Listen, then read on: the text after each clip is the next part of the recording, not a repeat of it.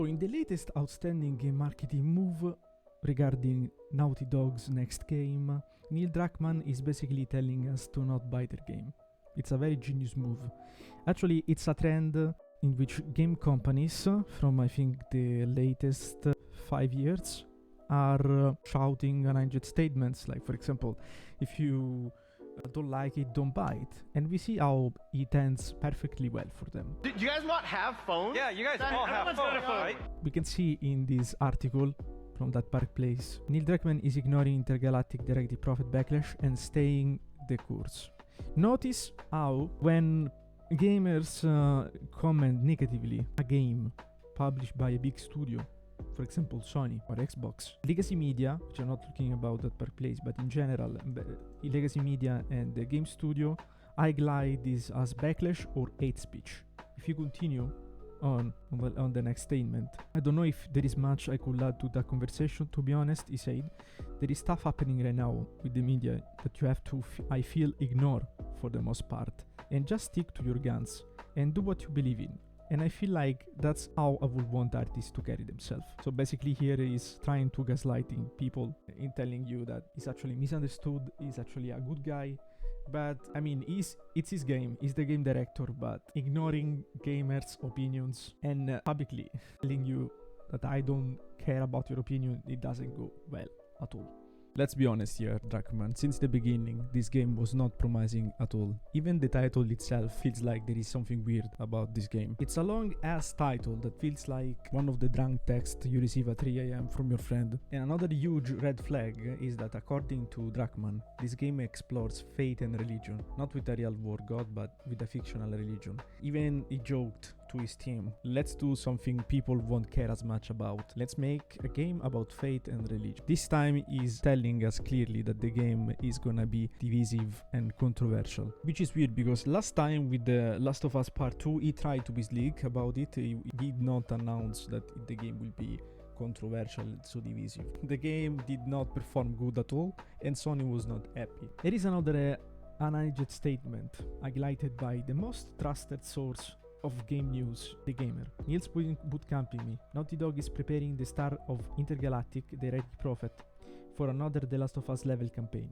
Notice once again how writing in the comments, making videos about not liking slop is considered hate speech. I wonder if in the near future they're gonna hire a lot of lawyers trying to sue and stop people by spreading hate towards company. It's like they go full in on something nobody wants and they expect people to mindlessly consume. When the main character was revealed, fans immediately screamed DIY project. Why?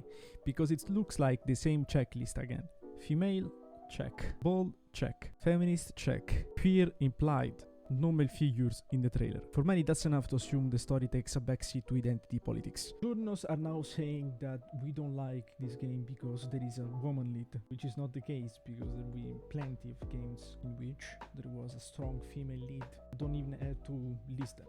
You know already what I'm talking about. The main character feels like somebody pitched it to HR, not to a writer's room. And honestly, I think I will never hear a gamer waking up in the morning excited because the next game he's gonna play is about to lecture him about social, political identity stuff and bullshit like that.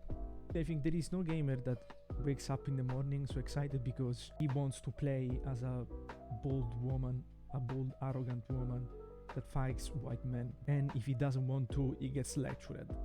I think that if you are looking at a space bounty hunter that has 80s retro aesthetic that are about bounty hunting and shooting people and fighting with laser swords, you are looking at a super majority male audience. You're going to have a sausage fest. That's just the way it is. If you try to make a character that doesn't appeal to the main audience of the genre that you're designing a game in, you're going to have that game not do well. Let's be honest here, this isn't Naughty Dog anymore, not the one you grew up with. Jason Rubin, gone. Andy Gavin, gone. Amy Hennig, gone. Bruce Straley, gone. The people who made Uncharted, Jack, Crash, the DNA of the studio left years ago. What's left is a new team with a new culture and a very different creative direction. Same formula that we see fail over and over again. What's an identity checklist? strip out personality, and then act shocked when gamers don't connect with the characters and with the game. And when this happens, blame them. They're Nazis, they're fascist, they're ableist, and etc, etc. But never blame the writing and their choices. Let's not forget the last time when Druckmann went bold. The Last of Us Part 2, despite massive hype, it underperformed, and Sony stopped sharing sales number after launch week. Critics said it sold well, but a lot of that was due to pre-orders, based on love for the first game. Once word got out, refunds were requested, reviewers bombed, and YouTube was flooded with angry reactions. If that is what makes Intergalactic different, last time Neil Druckmann could count on the loyalty of The Last of Us fan. But this time it's just him, it's a new EP, so there is no safety net. Intergalactic fails critically and commercially, it could change everything. Naughty Dog hasn't released a hit since The Last of Us Remastered. Multiple projects reportedly rebooted, and staff morale is reportedly low. Sony could pull funding, Druckmann could be sidelined, or Naughty Dog could pivot to safer, remastered content permanently. Druckmann thinks he's creating art above criticism. That pleasing everyone is selling out. But when your games alienate half of your fanbase and your studio's losing its soul, maybe it's time to stop calling it vision and start calling it a bubble. The writing's on the wall, the backlash has already started, but maybe that's the point. Maybe Druckmann wants the fight, because it's easier to blame fans than fix your vision. Thank you guys for staying for the whole video, I hope you enjoyed it. Drop a comment if you think Naughty Dog can be saved or it's completely doomed. Drop a like and subscribe for more based content. I've wrote a whole article based on this. It's on our website, so if you want to check it out, you can click on the link in the comment section. Stay based.